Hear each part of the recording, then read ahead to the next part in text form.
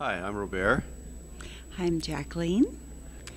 Well, quite frankly, you have to live here or visit often to really see and feel the wonderful beauty all around you, for one thing, the mountains, the sea all around, or I should say the Salish Sea, and the people and the community that's here. It's just amazing how everybody gathers together, helps each other.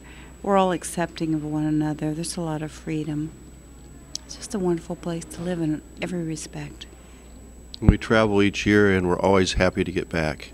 Can hardly wait to get back, even though other places sometimes are a little warmer, but this is home.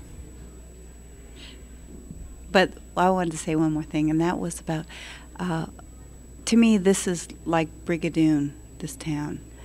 It just arises out of the mist every 100 years for a day.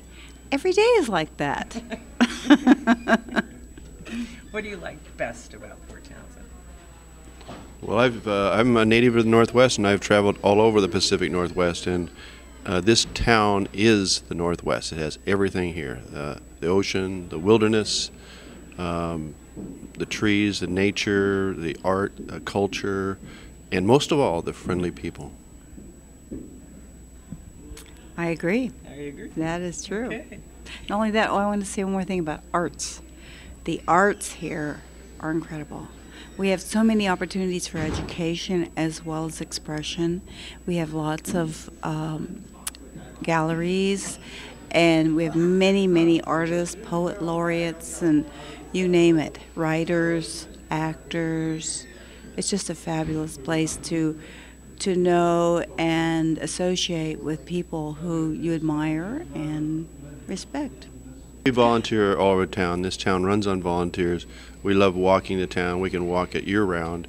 The weather is that moderate, so yeah, it's just a perfect place to be. And so some of the things you volunteer for are? Well, we volunteer at the Visitor Center and for Centrum, the arts community, Wooden Boat Festival. We do Water Street walking tours for the Historical Society, and there's lots of other opportunities as well.